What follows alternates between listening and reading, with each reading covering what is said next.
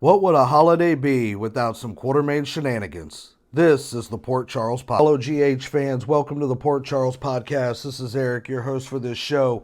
And I had all intentions of doing the daily kind of quick recap show that I've been doing. But with the week leading up to Christmas and everything going on, and family stuff and stuff at work and different things, I just haven't had time to do a daily podcast. So I figured I would wait till the end of the week and just kind of incorporate the rest of the week. I did one Monday and then things just kind of got away from me. So we have a little bit more to cover in today's show. We are going to talk about the Quartermain Christmas. Of course, you can't have a holiday in Port Charles without something just completely going awry with the Quartermains. We're also going to talk a little bit more about the situation between Dex and Jocelyn, and we had some returns for the Christmas episode. One physical return, and another return that kind of leaves some questions hanging in the balance here. But first, I want to just touch on something real briefly, and I debated whether I should lead the show with this or save it to the end. And I decided that ultimately I wanted to just kind of address this now and then move on to the show that I have planned. And that is that we learned on Tuesday about the passing of Sonya Eddy. And many of you know Sonya played the role of Nurse Epiphany Johnson in the show. Sonya was 55 years old, and it's such a shock, you know. I mean, she's so very young, and it's always it's always blindsiding when something like that happens to somebody who still has so much life left to live. And I know I was stunned when I saw the report of it, and I'm definitely gonna miss her on the show. You know, she wasn't on all the time, but she always made an impact when she was. And while I never, you know, was fortunate enough to have ever met her or anything like that, I feel like, when you see somebody on TV, sometimes you kind of you feel like you know them a little bit when and really none of us actually do, but I feel like if anyone was probably close to the character they played, I would probably guess that Sonya was real close to Epiphany.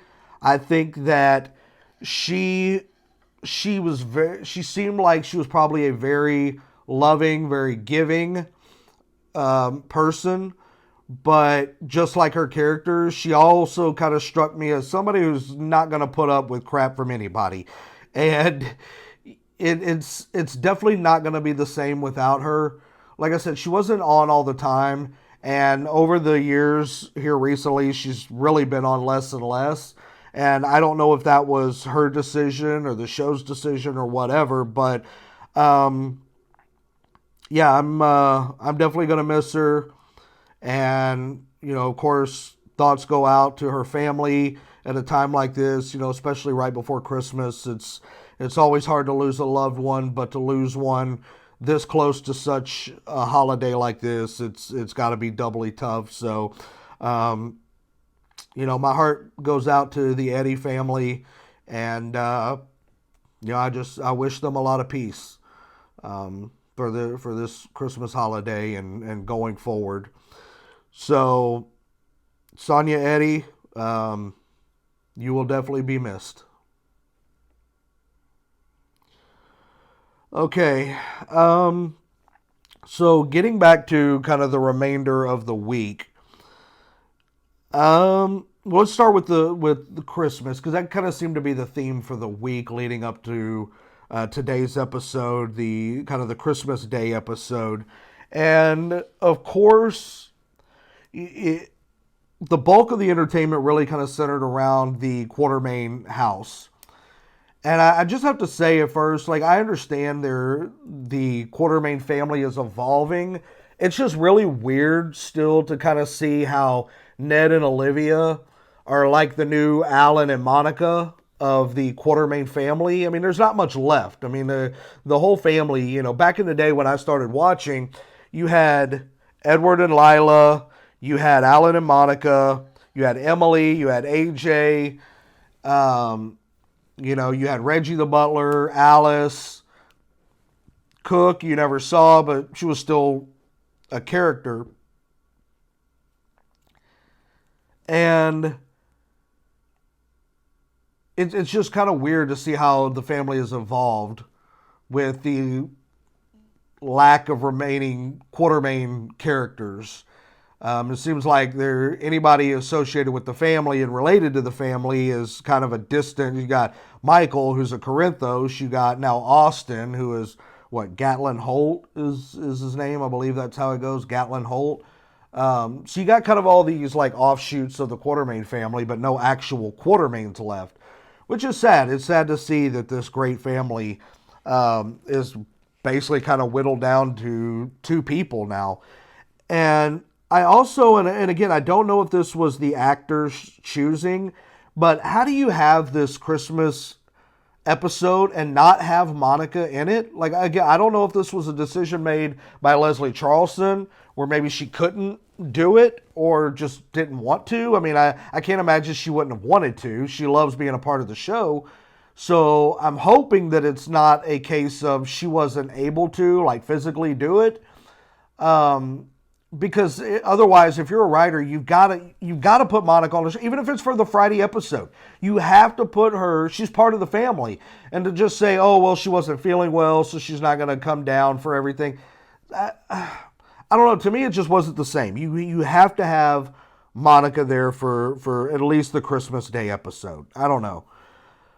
Now, other things happening on Christmas that I had a lot of questions, and I had to write these questions down as I was watching.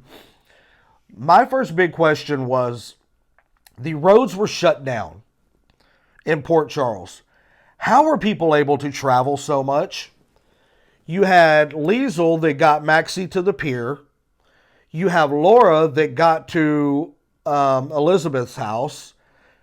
And I guess by the end, you had Sonny arriving at Nina's, but by that point, Jordan had already said the roads are starting to clear out. Okay, fine.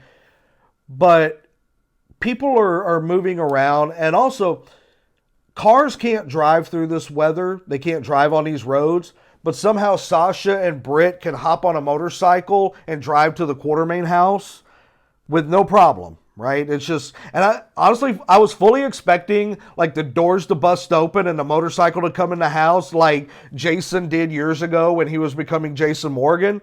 If anybody remembers watching back then and seeing Jason ride the motorcycle into the Quartermain living room, I was kind of expecting that when you heard the motorcycle. I don't know if anybody else was thinking that, but it kind of, gave me that flashback of Jason doing that. I thought that would have been a really nice touch.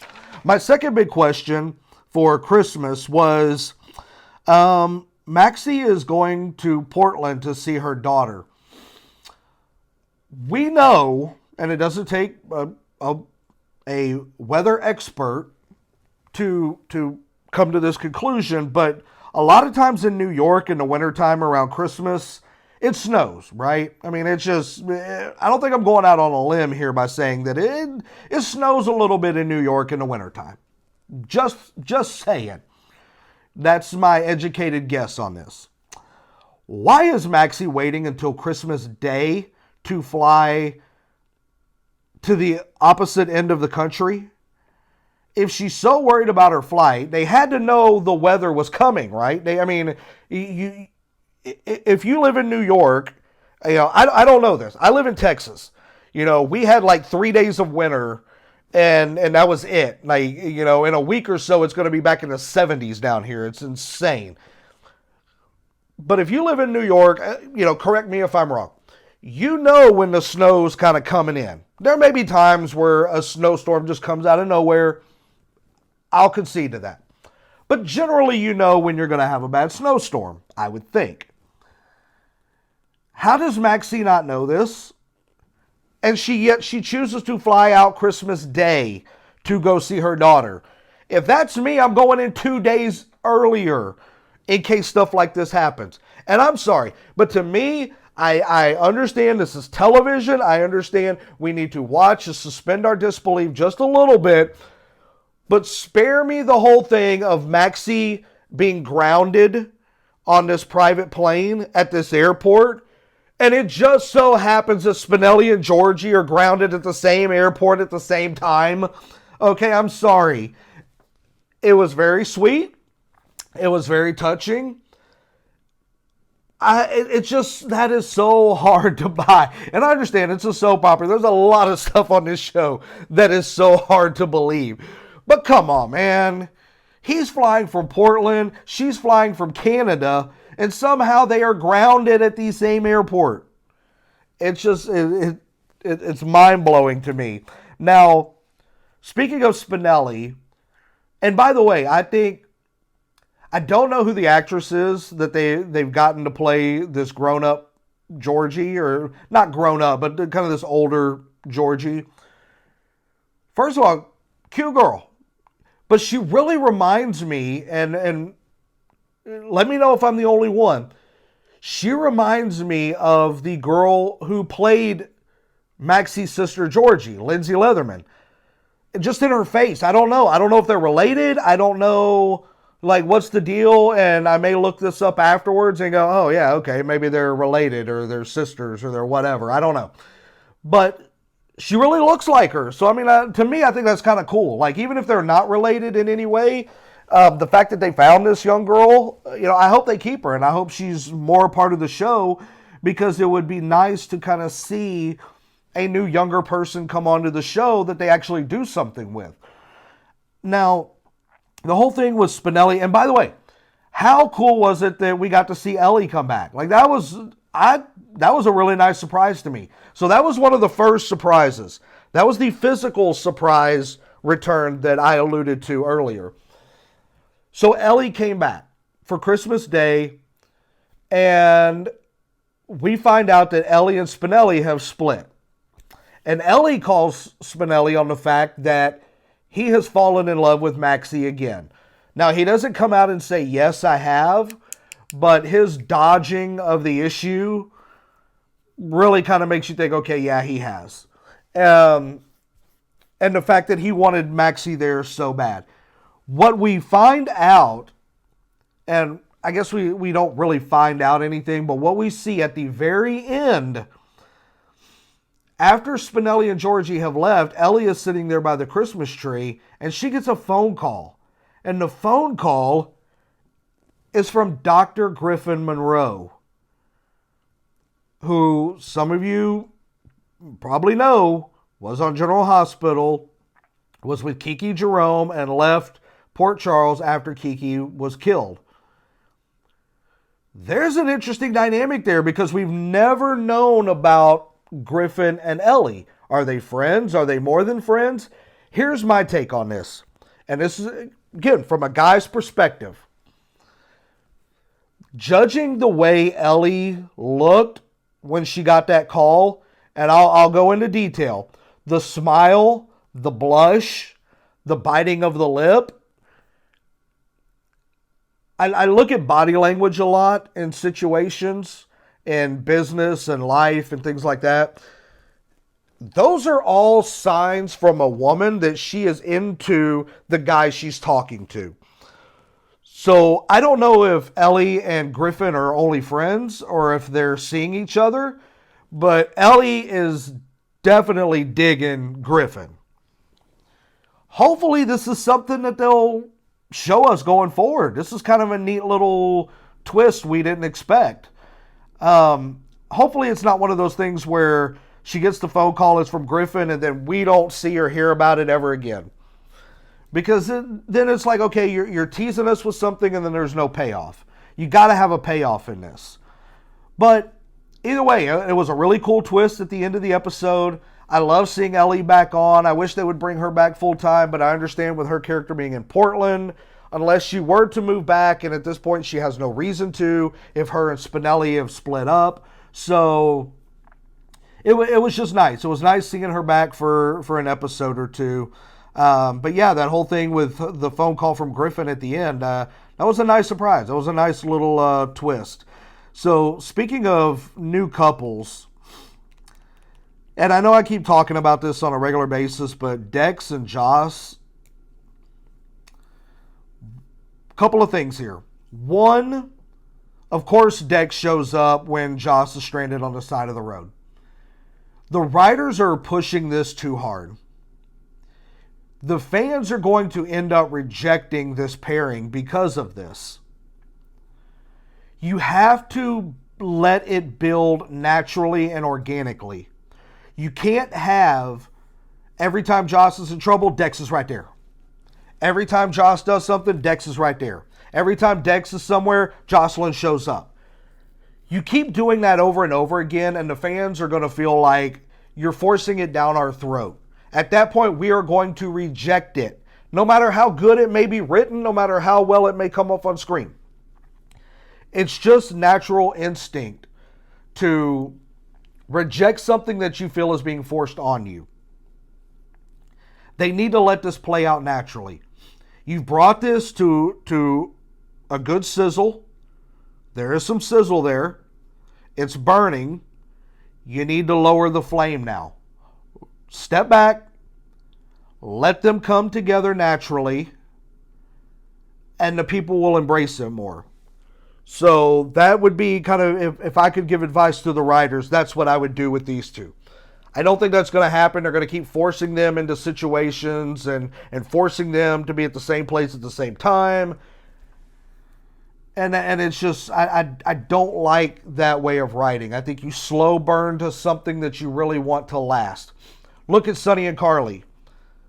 Okay, maybe not the best example because of the many times that they've been on again and off again, but they didn't just throw them together in a sense of, okay, we meet one day and now we're head over heels. Sonny and Carly started off hating each other. They happened to be around each other more. It wasn't forced. It wasn't, okay, Carly's always in trouble, Sonny's always there to save her. Jason was always the one to save Carly. Sonny hated Carly. And the only reason they eventually slept together was because they were both hating themselves and each other, and it really just kind of manifested into one night of hate sex. It's, I hate myself, I hate you, so let's just do this so that we both can feel even more miserable about it. And then that's when Carly got pregnant. So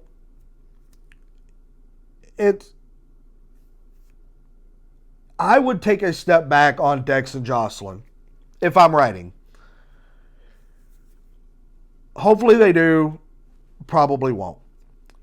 Now, one thing I was looking forward to at the start of this week, and it immediately got shut down before it got started. I think this would have been a really cool thing going forward. And that is the idea of Ava versus Elizabeth. That had some potential. That had potential to be very, very good. Because Elizabeth, she's sweet, she's soft-spoken, she's very docile, but when you push her as far as you can push her, that old Lizzie Weber comes out. And that's what I was looking forward to. We see this new side of Ava, and I wanted to see her push Elizabeth to get that old side of Lizzie Weber back. And to watch those two go at it would have been epic. Unfortunately, that got immediately shut down because Ava confronted Elizabeth at the hospital in the chapel, and it looked like her teeth were out, she was ready to sink in, and then Elizabeth just blurts out, "There's not going to be a baby." Wait, what? I lost the baby.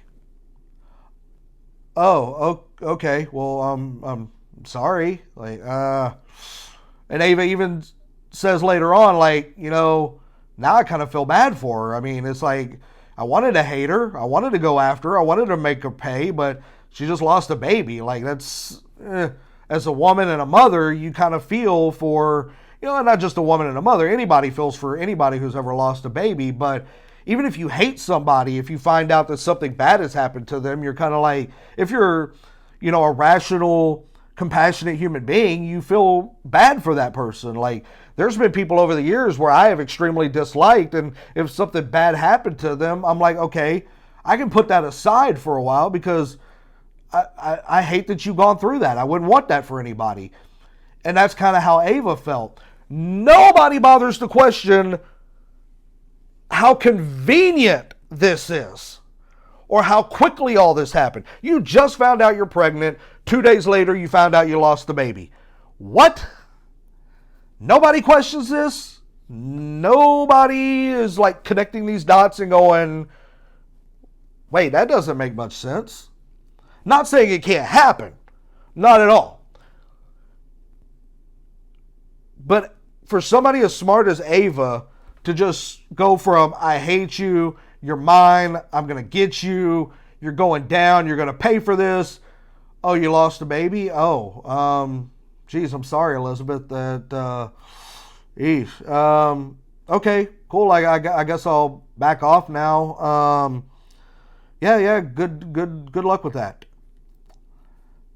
It doesn't make a whole lot of sense for somebody as smart as Ava to not go, okay, something doesn't add up here. And maybe going forward, she'll come to that realization, or somebody else will.